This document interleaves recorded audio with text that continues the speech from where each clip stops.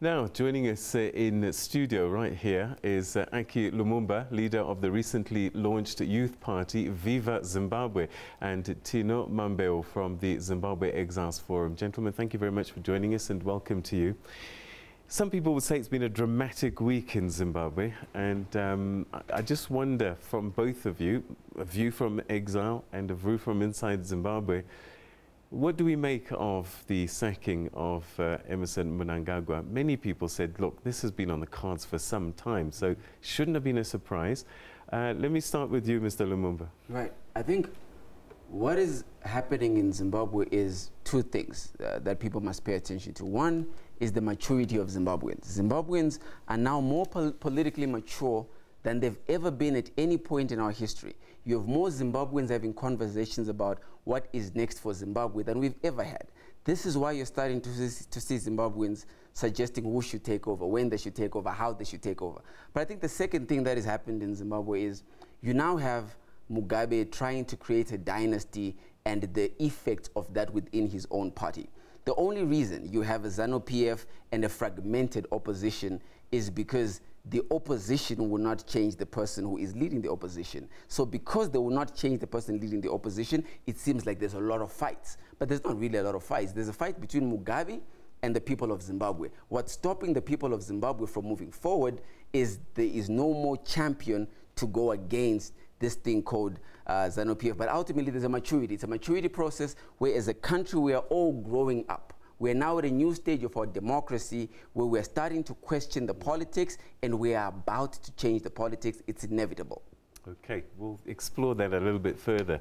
So I once heard an alarming statistic that the number of Zimbabweans that have left the country over the years is the biggest number proportionally during peace times. So there's a lot of Zimbabweans in the diaspora, a lot of Zimbabweans here in South Africa, and I'm just wondering, as an exile movement, how are you viewing what's happening back home, and are you hopeful that things might be changing, as Mr. Lumumba is suggesting, to a degree that there will be change in the country? Well, first of all, I think it will be very fair to start by welcoming the former Vice President, Emmerson Mnangagwe. We know that he has left the country. He might probably be in South Africa or wherever he is, but he has joined the many millions of Zimbabweans in the diaspora. And we welcome him. The events around his leaving the country are well noted. They've been well reported. And he's running away from a system that we have always said that this is a dangerous system. And as things stand, you might see a lot more Zimbabweans coming or going into the diaspora. ZANU-PF is a machinery that understands and uses violence to achieve its ends. Now, it does not know neighbor, or it does not know child, it does not know anybody when it comes to the threat of power being meted on Mugabe himself. So in the coming weeks, if the events continue to unfold under the way they are unfolding, you are going to see an influx of all Lacoste supporters or Mnangagwa supporters. Remember, their leader is already outside the country, and we will expect under normal circumstances. But is he going to be wearing a ZANU-PF hat? What hat will he be wearing? Well, what we think in terms of that is Mnangagwa, he has now joined Zimbabweans against a system. So we welcome him as a Zimbabwean who is now fighting a system that is anti-Zimbabwe. Mr. Lumumba, you were ZANU-PF through and through.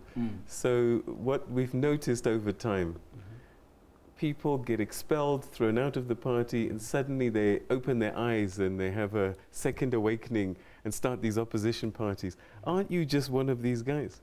I think what I have made my mistakes, like every other human being, and I acknowledged my mistakes while I was in the party. I acknowledged my mistakes to the extent where I said, this is not the future I want. That's why I left the party. You must be able to differentiate my story and Emmerson Mnangagwa's story. I didn't get fired out of the party. I left the party because here's one thing ZANU-PF has done effectively since 1980. ZANU-PF has broken every promise it has made to the Zimbabwean people. All Zimbabwean people ever asked for, the only thing all Zimbabwean people across the world are asking for is give us a promise that provides a pathway to prosperity. That promise was broken, and what we are all in search of right now is a new promise, and that new promise can only be delivered by my generation and by a generation that understands our future is way more important than the history that ZANU-PF shackles us to. So how are you going to do that? What are you doing to change this generational shift that's going to change Zimbabwe? It's a couple of things. You know, one of the reasons I'm in South Africa is I'm engaging a lot with international organizations. Zimbabweans who are in the business sector here. I spend my day today with a business community led by Tafadzo Muguti and Joseph Busha. And these guys are starting to look at methods of how do we organize the Zimbabweans in the diaspora, so that when the tipping point, which is inevitable, takes place, we're all able to go back to Zimbabwe and we know where to begin. But my job on the ground, remember, I am the guy who is on the ground. I have 3 fundamental jobs. Job number 1, I have to get young people registered to vote. It's not a right for you to vote. It's a basic responsibility. Job number 2, I have to galvanize young people to understand we cannot be spectators to the political game. We have to contest for public office. Zimbabweans across the world have got the brightest ideas of how to move the country forward, and we can't leave that job to politicians. It's too risky, it's too dangerous.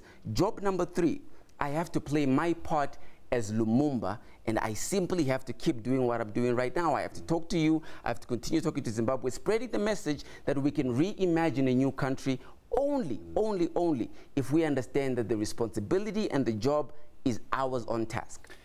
Mr. Mambeo, are people registering to vote, and are they going home to vote in the elections next year? Because the government is not going to enable you to vote in the diaspora, because they know that the reason that you've left to go into the diaspora is because you were not happy at home.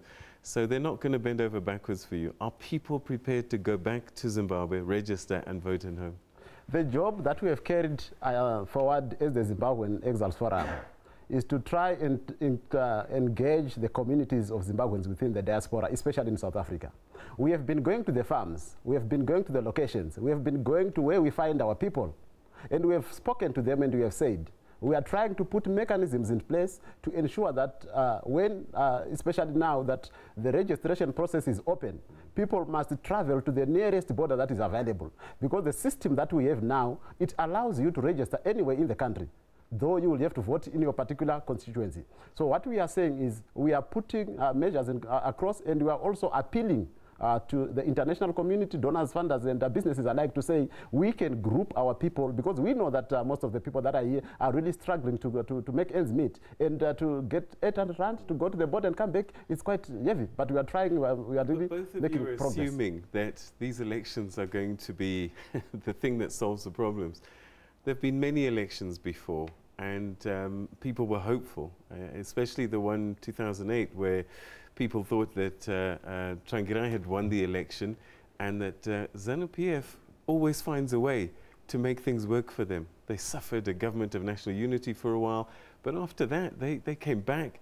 What's going to be different now? I think let's put the conversation you are raising into perspective. First of all, the greatest rigger of elections has never been ZANU-PF. ZANU-PF has never rigged an election to the extent that the Zimbabwean people have rigged the election. Here are the arithmetic figures. In the last election, 3 million people voted. 2 million for ZANU-PF, 1 million for MDC. There is 4.5 million virgin unregistered voters, all under the age of 40. So that's the real rigging. What ZANU-PF has done is it has taken its small contingent of supporters, gotten them to vote. MDC has done the same thing, but there's a new class, a new generation altogether. This is the generation, like the generation he's speaking about, that's in this country, that's in the diaspora. We're working together with the Zimbabwe Exiles Forum, James Busha and Tafadzo. We've put $300,000 is now on the table to mobilize Zimbabweans to get them to the nearest border. Commissioners are now on site. It's Zimbabweans organizing themselves to vote. So what will make the vote different? It's simple. You can't rig an unriggable match. MDC has won many seats for over 20 years. I can tell you of Nelson Chamisa. I can tell you of Jesse Majome. I can tell you of Tendai Biti, who for 20 years, they've defeated ZANU-PF for one reason and one reason alone. When you mobilize your voting class, you can't rig 80% and say it was 10, but you can rig 10 and say it was 15. So we rig our own elections. But this time around, mark my words, Mr. Ndoro, mark my words, ZANU-PF, even if they rig this election, they will not get away with it. Zimbabweans will not let them. And I can tell you for certain, Grace Mugabe will never be my president. So today, the airport was renamed Robert Mugabe International Airport. Yes.